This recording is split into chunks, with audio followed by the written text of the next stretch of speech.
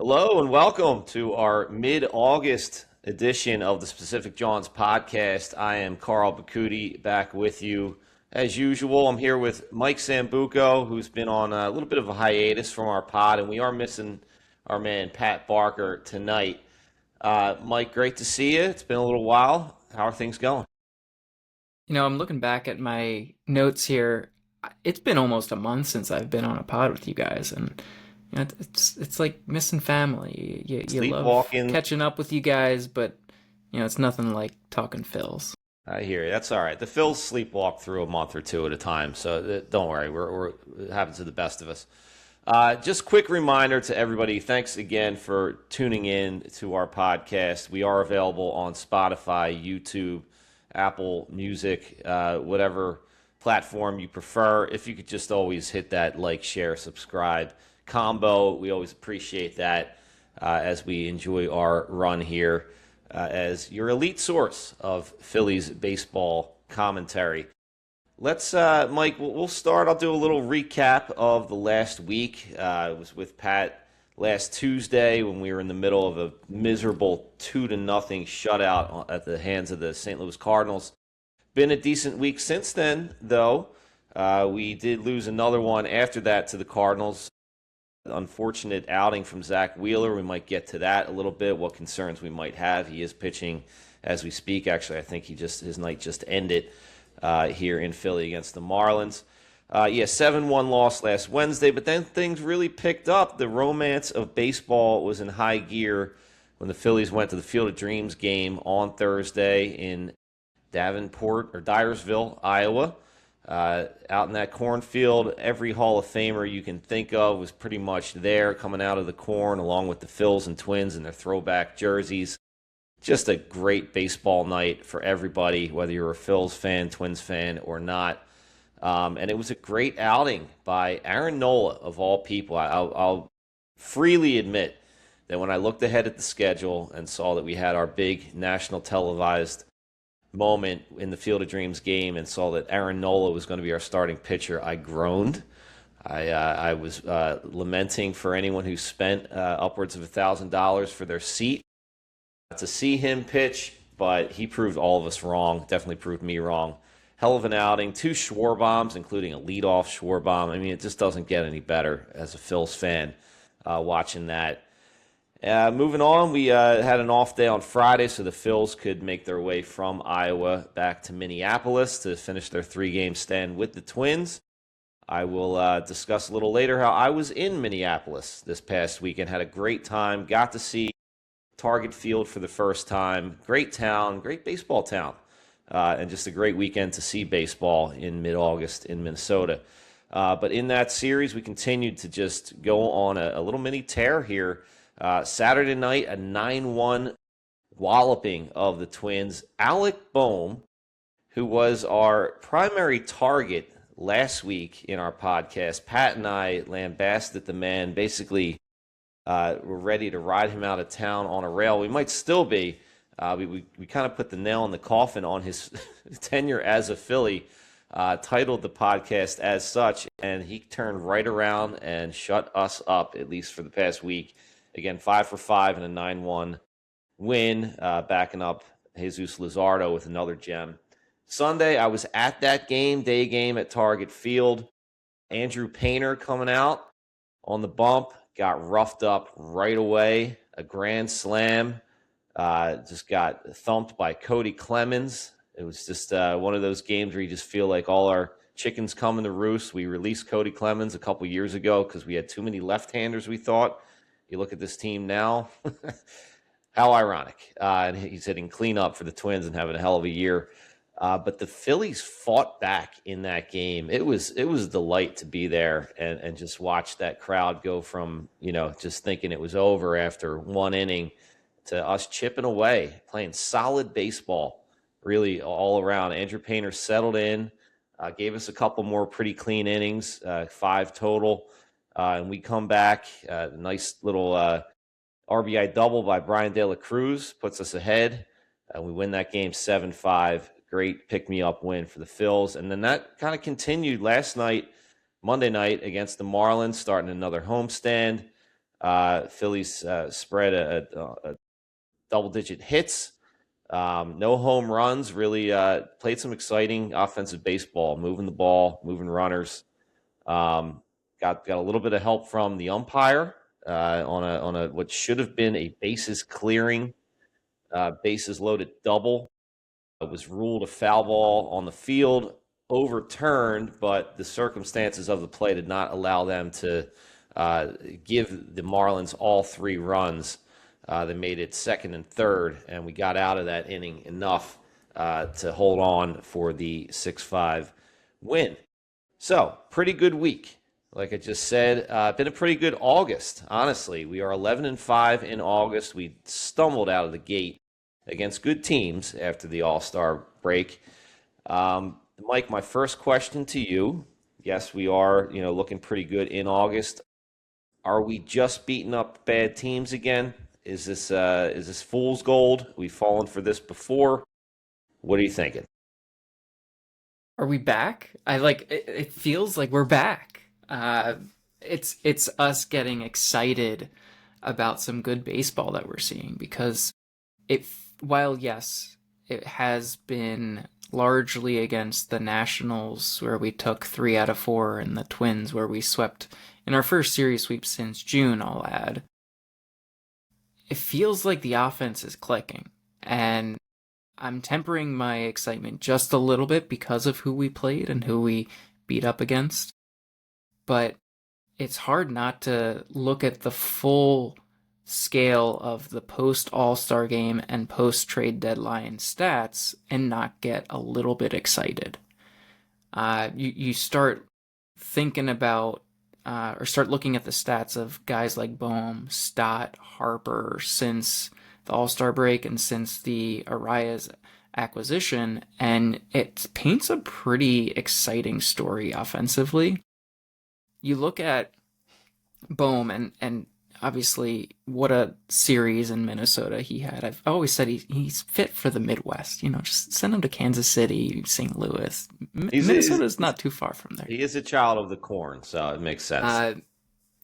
But you don't expect a 5-for-5 game and then a 5 extra base hit series. I mean, the home run that he hit on Sunday was one that you never see him turn on a ball like that.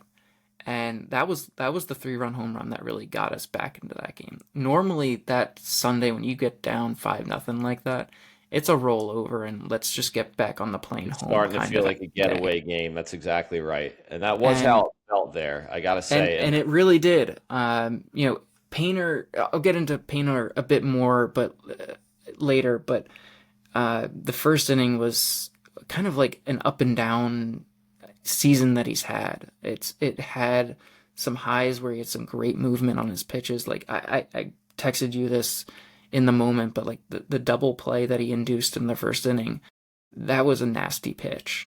And then the pitch that was hit out for a grand slam was just a meatball. So he had his ups and downs in the first inning, but battled back after that. Only let up the one home run against Clemens later in the game, but looked pretty good outside of that first inning. Back to the offense. So Bohm had the fantastic series. Stott has been just astronomically great since the All-Star game. He's batting .319 with a .949 OPS since the All-Star break, and his second half batting average is higher than his first half on base percentage was. I mean, he is the inverse of what Brandon Marsh has been. And he's filling that hole in the lineup that Marsh is kind of, unfortunately fallen down back to his inconsistent self. Earlier in August, there was just a remarkable stat about Bryson Stott that he at one point had a 10-game stretch that has not been accomplished since 2002 by none other than Barry Bonds, where he walked 13 times in 10 games without striking out. Wow. No other player in almost 25 years has done that since Barry Bonds. I mean, that's Barry Bonds and Bryson Stott do not belong in the same sentence or category, But this was all done largely while switching positions, which, let's not take that for granted. Uh, we know he's a great second baseman.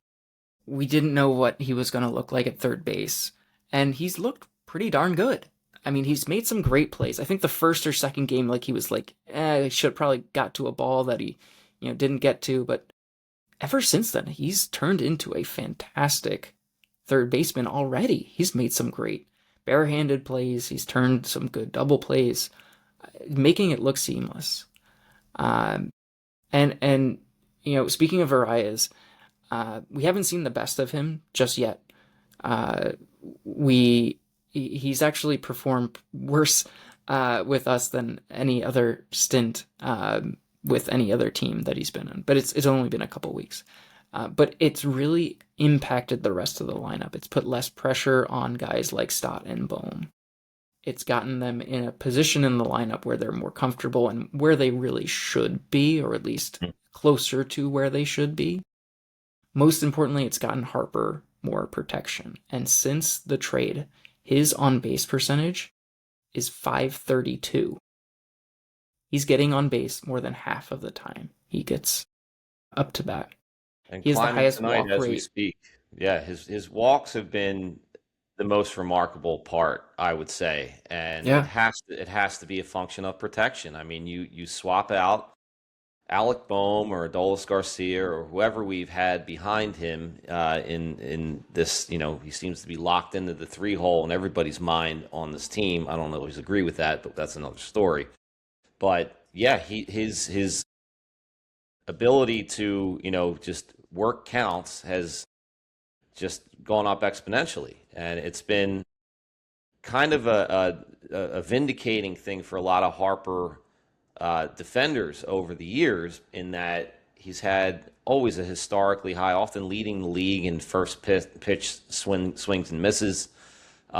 He's a guy who situationally has been kind of pigeonholed into where he has to hunt fastballs early in the count, and that becomes predictable, as all things do in baseball. And I think that's been a rough spot for him to be in. I don't think it's reflective of his talent or his eye or anything else. I think it was the game plan, and really not having a better option given the lack of protection behind him. Having Luis Arias behind him, that's a guy that you are going to have to figure out, no matter what type of pitcher you are. He's a guy who puts the ball in play, has a great eye, forces you to throw strikes. And that makes a huge difference for, when you got a guy like Harper in front of him compared to a guy like Bohm, at least the Bohm that we've known most of this year, certainly. Nothing to be afraid of. Why would you give Bryce Harper something to hit? yeah, and I think it exponentially um, forced Bryce to press in a way that was detrimental to the overall performance, because he's feeling like he's the last guy in the lineup that can do damage. That's right. And with a guy like Arias behind him, he trusts the guy behind him. He trusts the theory of next man up.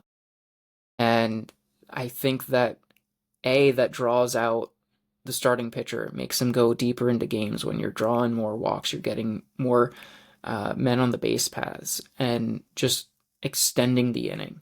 It it it really puts more pressure on the pitcher to and puts less pressure on everybody else in the lineup in a way too. Uh, but Harper, I mean, he's had the highest walk rate in all of Major League Baseball since the All-Star break. So it even started before Arias.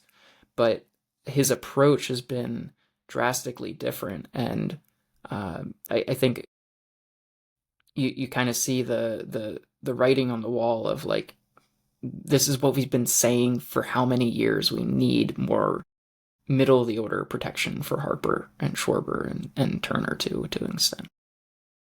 Yeah, and again, I still don't think it's the right configuration. I don't think they're optimizing what they can get out of the lineup. Um, but if Arise is going to be your cleanup guy, Do you see any adjustments that could be made by the opposition to get out of that little conundrum of Harper then Arise? I mean, I don't know that there's an answer other than perfectly execute your pitches, because if those guys are on, they're trouble. That's a 1-2 punch that I would not want to face at any juncture. Yeah, I think you still have the issue of left-handed pitching against the Phillies. I mean, Harper still has struggled against lefties this year.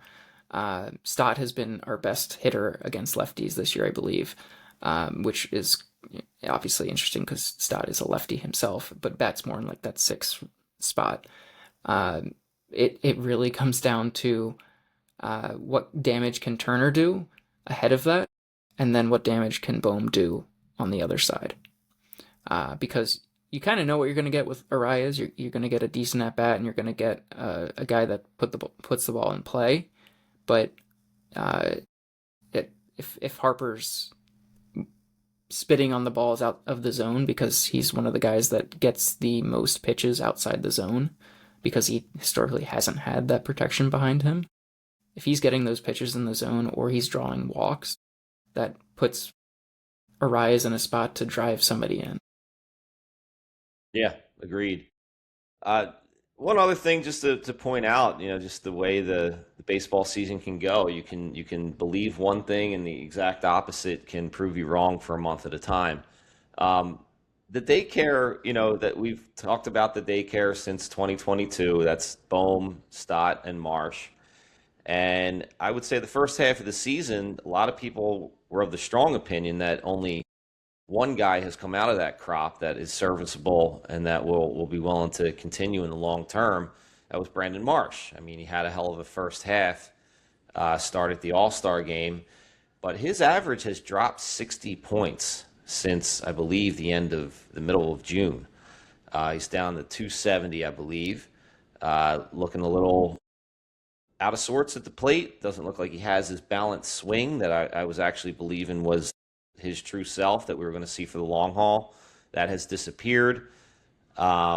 Is that something to worry about? Are we looking at anomalies in that Bohm and Stott are just tearing it up and Marsh is completely down? Is it going to be mean regression in either direction? Is that just how we can look at them as a whole? Or do you see at the end of this year us having some more clarity on those three guys that's different from, say, the first half of the year? I'll be honest, I think all three are just in their own ways very streaky, and you essentially have to hope that one, two, or three of them get hot at the right time. We've seen the best of Stott in current form, and we've seen the best of Marsh in early season form. Would love to see them both get hot at the same time. Bohm, we have not seen with continued success this year, but we've seen bits in previous years. Of the three, long term, I think if you're asking the question of who do you want to commit to long term, my answer to that question is Stott because of the defense and now the versatility. You know what you're getting on a day-to-day basis. Of the three, I feel like he works the best at bats as well. But he, just like the other two, can get into some really ugly slumps. But at the same time, on the other side of the field, he is always playing good defense. And to me, he was on pace for consideration for Gold Glove at second base.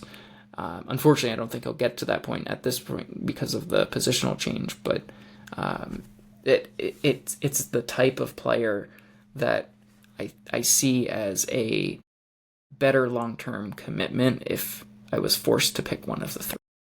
Yeah, I would agree. I see a longer career out of a guy like Bryson Stott because of the defense and the versatility. Um, I think that it's almost like, of course, Alec Bohm got hot right after the last trade deadline of his Phillies tenure.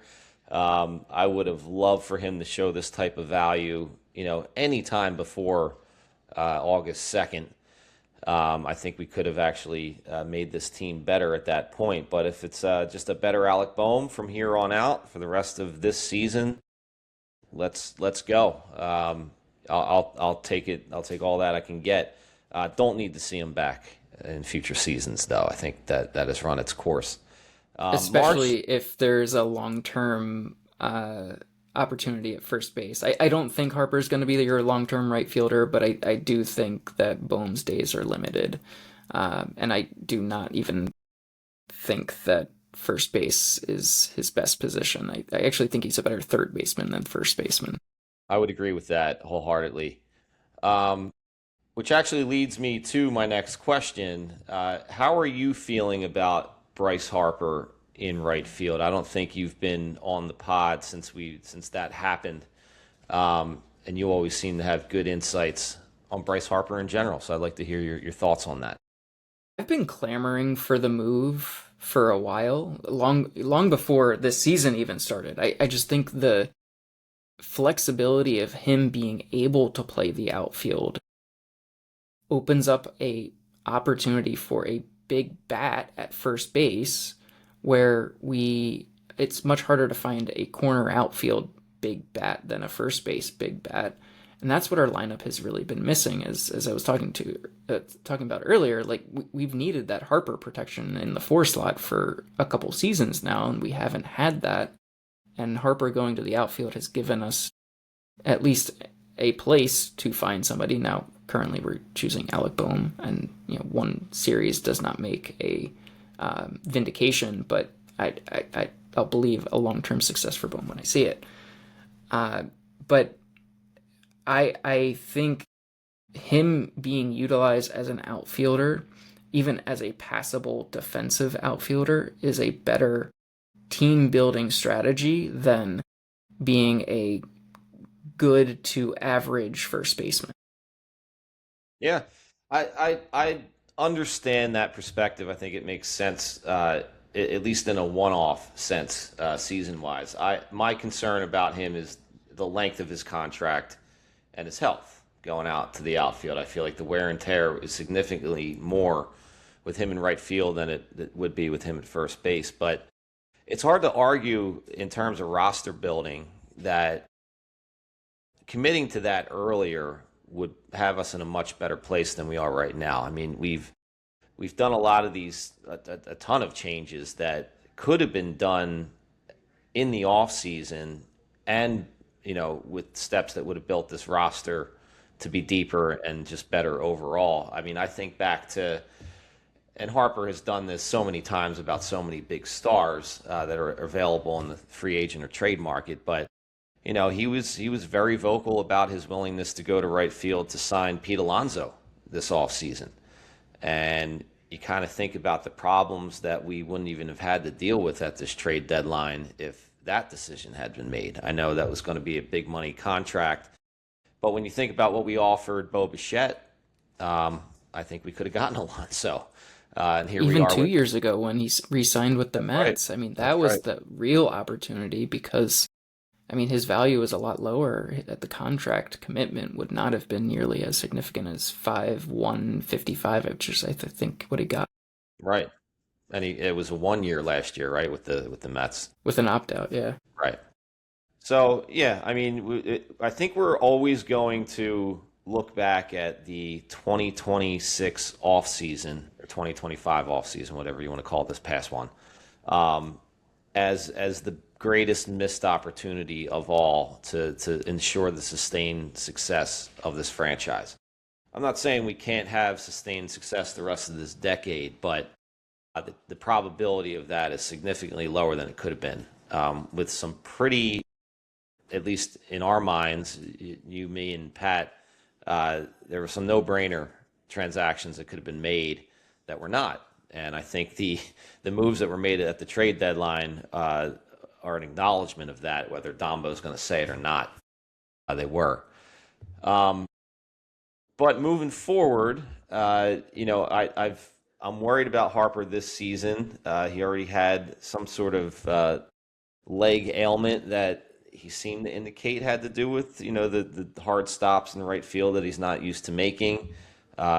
He's still on a tear at the plate, and I haven't seen him really hobbling the past couple games. So maybe that has been resolved, but that's my big concern. I'll keep Bohm at first base because we don't have a better option at the moment. But I do want to bring up something you had brought up offline. You couldn't record with us last week, obviously.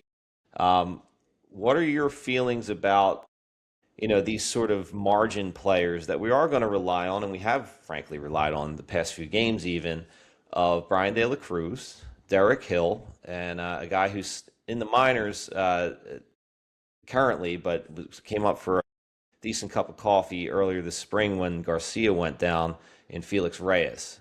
Give me your thoughts about what you'd like to see happen with those guys and how they would fit in, for example, in a postseason lineup or run. Yeah, I think what they're doing right now with Harper and right, a combo of Hill and Crawford in center, and then Marsh and De La Cruz in left is kind of like the perfect platoon situation for center and left. And I would ride that because I mean Marsh, his platoon splits have been long talked about.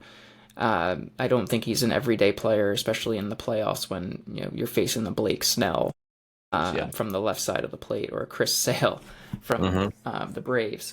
So like I do think that they're gonna run with those platoons, and I think that is the right decision with the bench that we have, and it feels like for the first time we actually have some decent depth on the bench with Hill as like our pinch hitter extraordinaire, like seems to come through almost every time he's in a big spot. What a pickup! I did not expect that to turn out to be such a valuable trade when Damo made that earlier in the year. On the Felix Reyes side, I think they're going to ride Bohm as long as they can, and give him every opportunity to continue at first base. But there was a report from Matt Gelb a couple weeks ago saying there are people inside the organization that want Felix Reyes at first base if Bohm continues to struggle. And I don't see a reason to put anybody else there if Harper is sticking in right field. Um, Alternatively, Harper could be the guy at first base instead. But if they're keeping Harper in right field, Reyes as a first baseman is a much better defensive first baseman than he is a defensive outfielder. So that makes sense logistically. And he's had a pretty decent AAA season, albeit it's AAA and he looked a lot different in the bigs for his cup of coffee. But I don't think I need to go bite that bullet just yet because Bohm's turned it around over the last handful of games. Yeah, understandable. It's just nice to feel at any position that we have potential depth piece in the minors. As we go into the stretch run here, if we looked at it 3 weeks ago, we were paper thin at every position. So even if it's just one, I'll take it. Speaking of depth, I want to get into the back end of our rotation. There's no argument. I don't think there is any depth. That speaking of no depth, That's fine, even if it's lack thereof. Let's just take a look at some recent, signs and trends that are a little different from where we were a couple weeks ago. Last week we did acknowledge, Pat and I, that Aaron Nola has had a solid month and a half, 2 months quietly, and that has only continued since our last podcast. Kind of didn't want to address it because we didn't want to jinx it. We just have that feeling about Aaron Nola that he's going to turn into a pumpkin any minute now, and just be throwing meatballs all day and be the what I call vintage Aaron Nola. That's the version I refer to when people love to use that phrase, vintage Aaron Nola. When was that? I don't even remember in the positive sense. But he's looked like a solid fourth starter, which I will absolutely take. Don't care how big his contract is. If that's what I can say about Aaron Nola, I'm feeling pretty good about our rotation. And then we'll get to Andrew Painter in a second. But give me your thoughts on Nola. What do you say? Anything different about how he's throwing. I've heard some things about his pitch selection. What are you seeing? Yeah, so his knuckle curve has graded out really well in recent months, and he's uh, avoided throwing the fastball as often as he previously has, because that's the pitch that has gotten him into trouble because his velocity isn't what it used to be. Uh, and so it seems like the game plan has been a big change for him, and what has resulted in that is he's a guy that keeps the Phillies in games. Not always gonna get you deep. He's gonna get you 5 to 6 innings, 3 earned runs or less. And that keeps you in a game. It doesn't look pretty on the stat sheet at the end of the year, but you're looking at about an 8 start run where he's let up 3 earned runs or less in all but one of those games. And that's gonna allow the team to win games. Yeah, I don't think there's, maybe the Dodgers are the exception to every rule. I'm not sure there's another team in baseball that wouldn't be thrilled to have a fourth starter that will give you 5 or 6 innings and 3 runs. I mean, that is rock solid. We went through the first half of the season knowing that Nola was going to give up six and that our bullpen was going to be depleted for when the fifth starter slot comes around. We're not seeing that nearly as much, and it feels pretty good because I think that bullpen depth is still the biggest concern on this team. Haven't even gotten to that yet. But all of that comes into play. Everything's a chain reaction in baseball. It is a team sport. And when you think of it in terms of a full regular season, it is truly a team sport because you need guys to eat some innings. You need guys to step up in situations that are mop-up duty in either direction. And if your starter can't hold up his end of the bargain at any point in the rotation on a regular basis, you're that much worse off. And what I'm seeing in Aaronola is, I see that fight. I see him working some almost backwards counts these days, kind of leading with that knuckle curve, which I love that approach. I love that in today's game in general, frankly, where hunting fastballs early in the count is the way of the world. You got guys still in the launch angle mentality, the true outcomes guys. If you can, consistently land a knuckle curve at the bottom of the zone or just below it, getting guys thinking, that's a pretty good spot to be in today's game, I think. And if we can rely on that and then to set up the fastball, even better. So anyway, yeah, Aaron Nola, let's just ride this and hope that he can get us enough wins in the regular season to make the playoffs, because I'm still thinking of our rotation as a three-man going into the postseason. And I think, I'd like to be in a spot in September where we can do a little bit of a test run, looking at Nola or Painter or whoever else as a long man in the bullpen. I'd really like to be able to have a week where we can do that. Not sure we're going to get there, but that would be the way I'd like to prepare and roll into the postseason. On to Andrew Painter.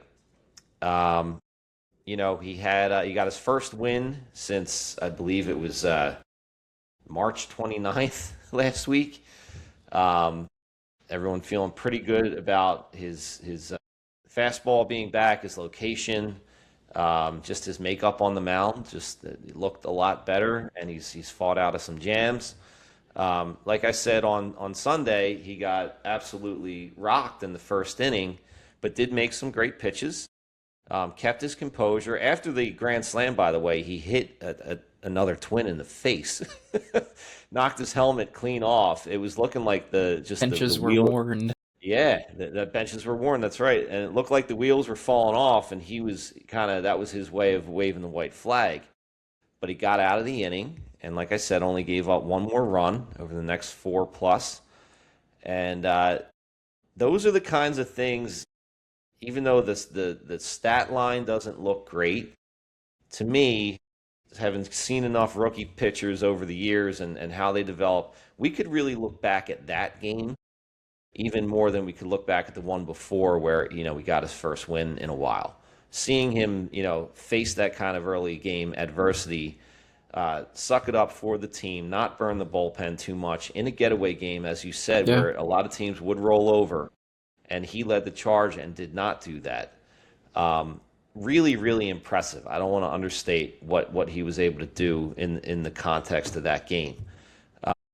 Are you feeling like he's going to continue trending upward? Are there anything that's alarming other than the first inning woes that you feel are going to continue to rear their ugly head? Yes, so Sunday felt off very much similar to the game against the Orioles, where first two batters are putting you down in a 2-0 hole after an Alonso two-run home run. Felt very similar because both games he bounced back and gave you an outing that made you feel good at the end. Uh, so, his stuff lately looks a lot sharper, uh, and the advanced metrics are really high on his last start, despite the overall stat line. His and I'm no master of Pro Stuff Plus, but it was rating him higher than Scooble on Sunday, which is just a class that you love to see somebody like Andrew Painter be in. But since he got called back up, the opponent's batting average is 194 with a 657 OPS. So he's doing his job right now. The end results of runs and earned runs versus innings pitched is not the best. He's not rebounded. His stat line at the end of the year is going to look pretty bad. But what I'm seeing from his fastball is getting a little bit more of that rise. He had talked about the adjustments that he made with the pitch grip, and it seems to be paying off pretty significantly because he's getting a bit more of that vertical rise on his four-seam fastball, which is what we saw before Tommy John surgery. He even admitted he's still not back to that pre-TJ fastball. Not that anybody didn't realize that already, but we are seeing him progress in the right direction. And it just makes me more excited about the following season.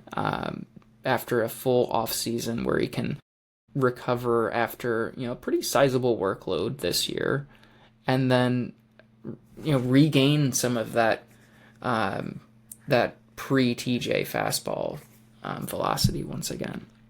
Yeah, I Uh, hope that the rising fastball that he was that a lot of, that was talked about a lot when he was a recently drafted prospect. I'm hoping just knowing who else we have on the squad, I hope that he learns some things from Zach Wheeler because that guy his release point is one of the nearest to the plate in the league. Gets everything out of his height, and Painter's I think got 2 or 3 inches on Wheeler.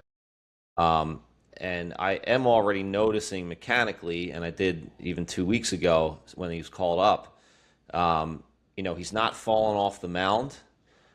He's getting that length to the plate, and that is very noticeable to whether you're a trained eye or not. I hope that continues, and if his fastball can get that kind of rising feel that Wheeler's does at its best, he is going to be a phenom in this league. Now, I'm going to get ahead of myself a little bit with this next piece of the conversation. Like, if we're thinking postseason rotations, we obviously have a clear 1, 2, 3 in whatever order you decide. I do think they would ride with Nola if they needed a fourth starter, and in the DS you would, given the schedule and the number of off days this year on the NL side. But I could see Painter being like that second guy piggyback behind Nola, where Nola has a relatively short leash, and you want to have a Painter take some additional innings, so you're not just running 7 innings of bullpen. Having said that, my biggest red flag with Painter since he's returned, and really all of this year, is his first inning ERA has been horrendous. And you can't have that in the postseason. You have to come in sharp and ready to go. So if he can somehow even that out a bit, where his first inning woes turn into a bit more of what we're seeing since his recent call up after his first inning, which is a 1.69 ERA and a .88 WHIP. Pretty damn Like, good. I'll take that any day of the year. Yeah, I almost just wish they were one was a lefty because that would be a hell of a 1-2 punch to work towards on the back end of a division series or whatever else. I will say, and I'm going to try to get as many Painter starts as I can live moving forward this year. I got to the ballpark early at Target Field on Sunday. Watched as many guys warm up as I could as I walked around the ballpark, got a feel for the grounds. And caught a significant portion of Painter's long toss session, which is always fun for me to watch. I love watching a starter do long toss. It's the best. Really fun. Just bullpen sessions before a start and long toss. I love watching. Agreed. Because you see that you get to experience the velocity even more. First, they're just throwing farther away, but they're usually just throwing their pitches that just don't hit the catcher's mitt for another 50 feet. But I got to say, Painter's long toss was alarming. And I almost could have, if I had to bet on his first inning being a problem, I would have bet on that because he was wild as could be. I can't remember who was in the catcher's gear for his long toss, but he was jumping all over the place. The ball was hitting the wall. It was kind of like looking at us warm up before one of our softball games these days. It was it was a problem.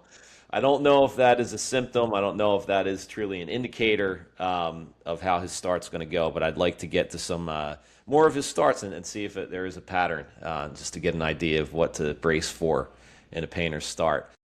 Last question. We'll wrap up this segment.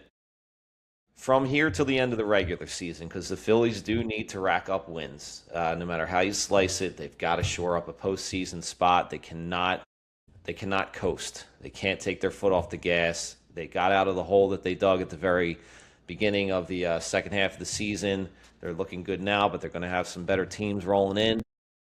You need that fourth and fifth spot in your rotation to be competitive. Who do you trust more? Who do you believe in more for the rest of the regular season, Nola or Painter? I'm going to go with Nola, and it's this for the same reason that I would pick him as the fourth starter to at least start the game. He keeps you. He's more of a known in the sense that he's been keeping you in most games that he's pitched. I'd say since definitely since July 1st, but even since June. You kind of know what you're getting with him. You just need to make sure that you get him out before any damage can kind of ruin the outing. Having said that, I'm more optimistic about Painter than I have been all year. So I'm really happy to see his turnaround progress. And if we can just figure out a way to have a more consistent approach from inning one to whatever inning he ends up with, you have the making of somebody that can help you in the postseason, let alone just be your number 5. Sure, fair answer. Mine would be ask me next episode. There you go.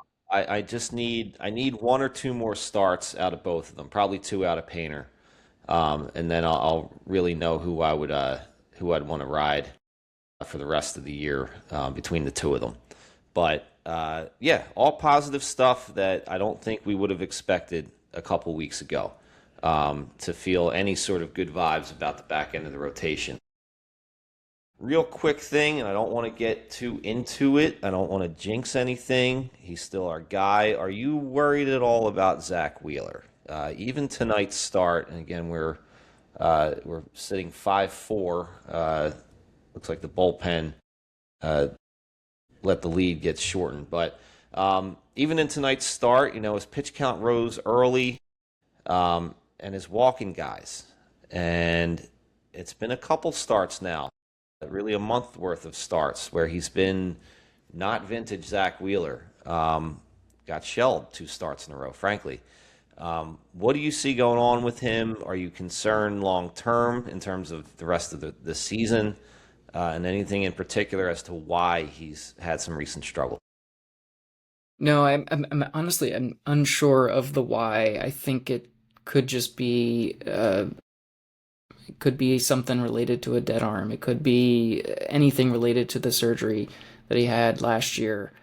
I don't know what's causing it, but I still trust him with everything once we get to October. And I don't think it has anything to do with him kind of taking his eyes off the prize or anything like that. He's not that type of player. He's a competitor. He wants to win every single time he's out there. So yes, it is a bit concerning when you see him walk 4 guys today. When he doesn't, go deep into games. He had a handful of starts in a row where, I mean, some of it was rain delay related, but like he didn't go deep into games, and so it hasn't been that classic Zach Wheeler stretch of late. But I don't doubt for a second that we see it again this year. Exactly the answer I was hoping to hear from you, Mike. I believe it. I just need to hear it from an expert, frankly. Thank you. Uh, Before we wrap up, let's just talk about the Field of Dreams game. What were your impressions of it? Obviously, we enjoyed the hell out of it. The Phillies won anyway, but I just think baseball gets it right with this one, and I guess maybe because it's only the third year they've done it.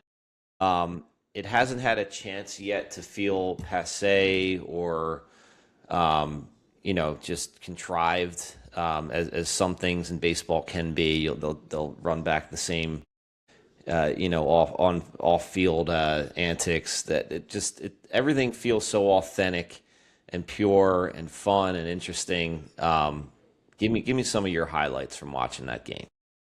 Yeah, it's a fantastic event.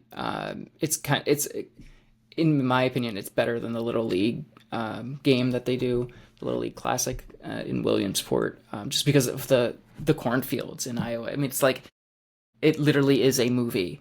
It is so unique, so baseball, so America, and it is just an incredible event that sounds like they're going to do more frequently because they've already named that the Royals and Red Sox are going out there next year. Mhm. So I'm excited to see that is something that baseball is taking note of. I am very disappointed, however, that the ratings were pretty putrid. I mean, it was a little over 1 million people. It was on Netflix. It was a Thursday night. It didn't feel like there was any sort of build up towards it other than like the week of. And even that felt lacking. Like Yeah, outside of I'll Philly and probably same thing with Minnesota, like I don't think anybody knew what was going on. exactly. I couldn't agree more with that. We everyone's got their opinions about these almost one-off niche platform televised games. Everyone gets pissed off every couple Fridays because it's on Apple TV. At least I know how that works in this town, myself included. Yeah, you've got a game like I said that you're doing exactly right. Even better than the All-Star game, in my opinion. It could just be the newness of it. But yeah, put that thing in prime time on a network at least. On If it has to be on a Take it Thursday, as the so Sunday be it. night baseball game on NBC as Exactly. opposed to Exactly. a Thursday night on Netflix. Like I get what Netflix is trying to do. They're trying to attract events as opposed to like regular cadence of games. Hmm. And this, fits that very much. But it just doesn't feel natural. Like even the home run derby, obviously I was there, so I didn't watch it on Netflix. But like even the home run derby felt like more of a Netflix type event than the Field of Dreams game. Sure thing. Yeah, I gotta say a couple other things about just the sentimentality of that broadcast, even though it was on Netflix and wasn't heavily viewed. The use of Barry Bonds as sort of an anchor for the broadcast. was something that I initially completely bristled at. I'm a little older than you, but I grew up seeing all of Bonds' career. Just one of the most devastating just story arcs to me in baseball. Not devastating to me for him, but for baseball. That what he could have been. Not only maybe the greatest player of all time, but the greatest sort of representative of the game. And chose to do what he did and never truly admit that he did what he did regarding steroids. But having him at that game made me just feel some type of way. It's like this is about the purity of baseball and all the romance around it and our beautiful game. And you got Ken Griffey Jr. and Senior having a catch in the outfield. But I gotta say, watching him, especially in the segment afterwards, he talks to Kyle Schwarber, who got like the Corn Award or whatever for MVP of the game. And was they're talking constantly about, look at all these Hall of Famers. Isn't this beautiful to see all these Hall of Famers? And Bonds like kind of rolled with it in a way that I felt was genuine. Like, and clearly he and Roger Clemens and a few others are on sort of this ongoing PR campaign. I think they're trying to get a little more likable You in can the add public A-Rod to eye. that too. And Yeah. of course, A-Rod is probably the best example. But at one point, there was they were showing a father and son having a catch. I think they invited some fans to do that or something, and Bonds was like tearing up, genuinely tearing up. You could tell at the anchor desk, and it was the first time in ever, frankly, where I was like, you know what, maybe Barry Bonds, deserves the same redemption arc that baseball is known for every day.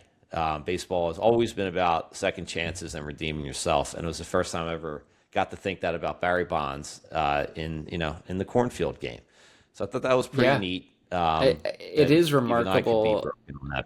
the juxtaposition of seeing Roger Clemens talking to his son during the Hmm. game on the That's broadcast, right. and He and Roger's in Cody the were same having a boat catch. That's right. as Barry. I mean, clearly stat wise they are both Hall of Famers, but they have those big Hmm. steroid related question marks that have kept them out. And you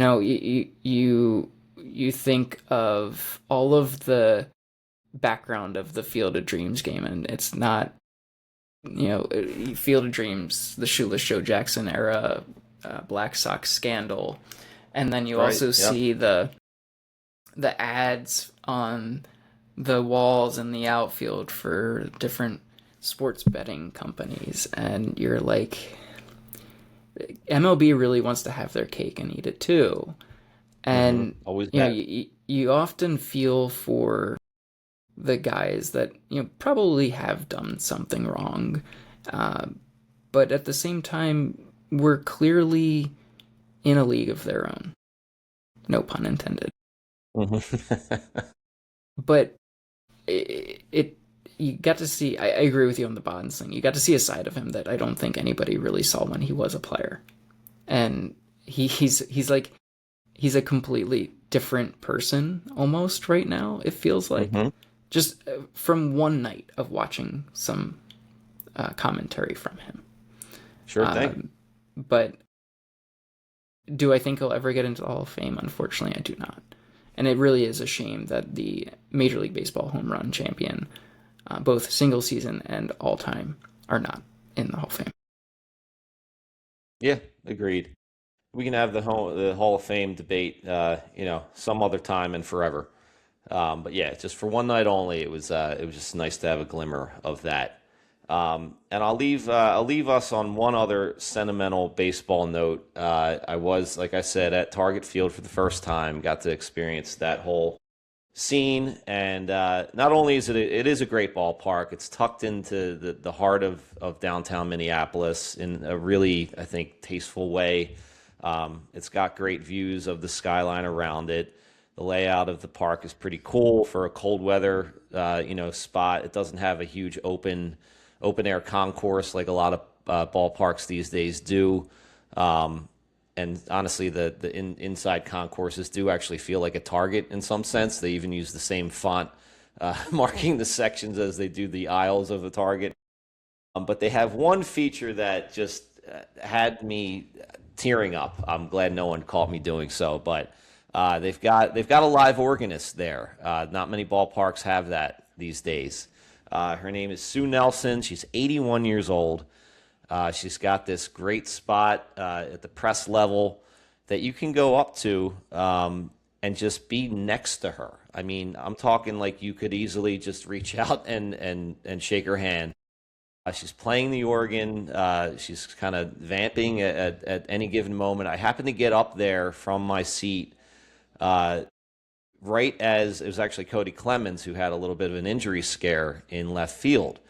And it was one of those sort of lulls in the game where they don't know whether to go to commercial break or not. And that's her time to shine. Just improvising on the organ, entertaining the fans, filling the space. And it was just such a delight to watch her. You could tell she enjoys every second of it. The second she stops playing, she's turning around and talking to the fans, talking to little kids, getting pictures, signing autographs. She's got little like crayon drawings taped to the side of her organ that little kids are handing her because they love her so much. And it was something that made the whole thing worth it. It could have been a terrible game, a terrible stadium otherwise, but to experience that, this lovely grandmother playing the organ and loving baseball and embracing all the fans was one of the coolest baseball experiences I've ever had. So I got to recommend that to anybody who gets out there. Make sure you check out Sue Nelson playing the organ in the I guess the 200 level of Target Field. Can't beat it. Well, Mike, you just anything given me an excuse to get back to Target Field, so right on. thank you for that. Amen. All right, I think that's a wrap for this week's episode. I will be back next week. I think you will too, Mike, and hopefully our boy Pat will join us as well. Starting to hit the home stretch of the regular season, getting exciting. Hope we can continue this little hot streak and have a lot more positive things to talk about in a week. Till next time, this is the Specific Jawns podcast. Go Phils. Go Phils.